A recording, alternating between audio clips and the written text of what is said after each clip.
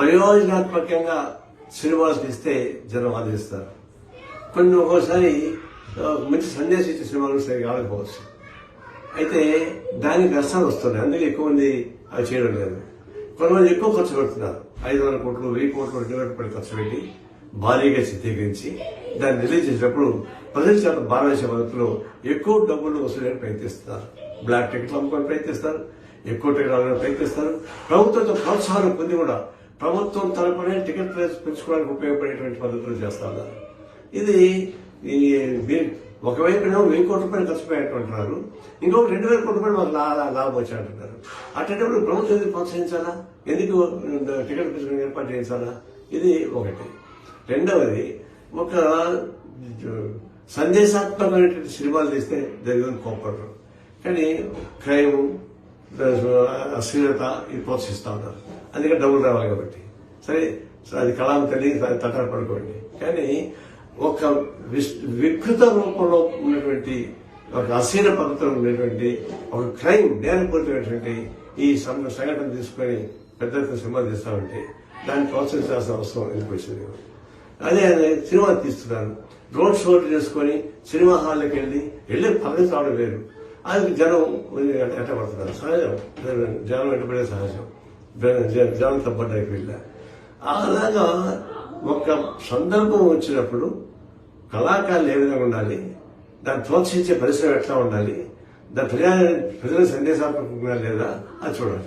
ఎట్లా ప్రభుత్వాలు కూడా ఒక చీప్ పాపులారిటీకి పోయి ఏదో పాపులర్ సినిమా ప్రోత్సహిస్తే వాళ్ళకి ఓట్లు ఎక్కువ వస్తాయని చెప్పి వాళ్ళకి రేట్లు పెంచడానికి ఏర్పాటు చేస్తున్నారు. రేట్లు పెంచడం మీరు ఏర్పాటు చేస్తే ఎవరు చేస్తారు? జనంతో అనుకుంటున్నారు. 100 రూపాయల టికెట్ 1000 రూపాయలు 2000 రూపాయలు పెట్టి మీరే ప్రోత్సహిస్తారక జనం దోపిడీ. ప్రజలను దోపిడీ చేసి వాళ్ళ లాభాలు సంపాదించుకోవచ్చు, ప్రభుత్వం దాన్ని ప్రోత్సహించవచ్చు. వాళ్ళు సినిమా యాక్టర్లు కానీ ప్రొడ్యూసర్లు కానీ నిర్మాతలు కానీ 100,000 కోట్ల రూపాయలు డబ్బులు సంపాదించుకోవచ్చు.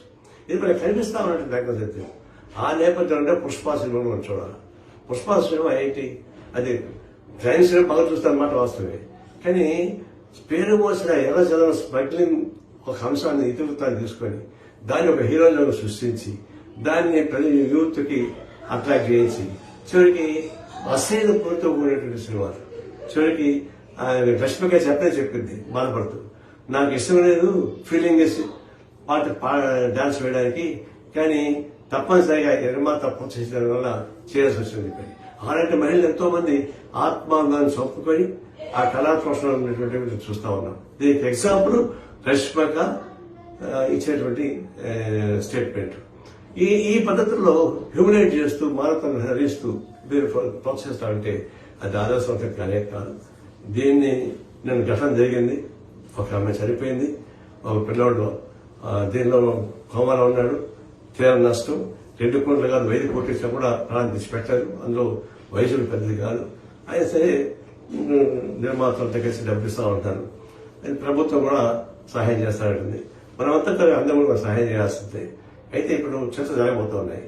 ప్రభుత్వానికి సినీ ప్రతినిధుల మధ్య ఢిల్లీరాజు గారు దాన్ని నాయకత్వం ఇస్తున్నారు. నేను విద్యార్థి ఒకటి, మీరు ఈ ప్రాజెక్ట్ ఘటన పైన కాకుండా ఇతివృత్తం పైన ఆలోచించండి.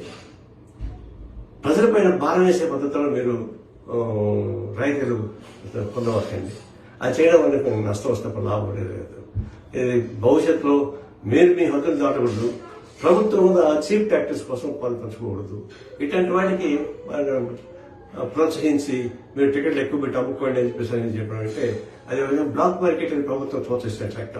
అందువల్ల ప్రభుత్వం అలాంటి పని చేయకూడదు. సినిమా సంబంధించినటువంటి నిర్మాతలు కానీ ప్రొడ్యూసర్లు కానీ వాళ్ళు కూడా మీ హోదాలతో మీరు ఉండి కళాంతరాన్ని ప్రోత్సహిస్తే మేము గౌరవిస్తారు తప్ప ఏ ఎండమైన దాడులు చేయరు. అందువల్ల ఇది దాడులు చేశారనే పద్ధతి కాకుండా కానీ చేసే అవసరం లేదు, వ్యతిరేకంగా కనిపిస్తున్నాం. దాని కరెక్ట్ కాదని. అయితే అదే సందర్భంలో ఎవరు లక్ష్మణ్ దాకా వాళ్ళు దాటుకుంటే ఏ సమస్యలు రావు. దాంట్లో ప్రభుత్వం కానీ సినిమా పరిశ్రమ కానీ పౌరులు కానీ ఎవరి హద్దులో ఉండాలంటే ఎవరి బాధ్యత నిర్ణయించాలి. ఆ ప్రకారం చర్చలు సాగితే మంచిదని చెప్పేసి నా ఉద్దేశం.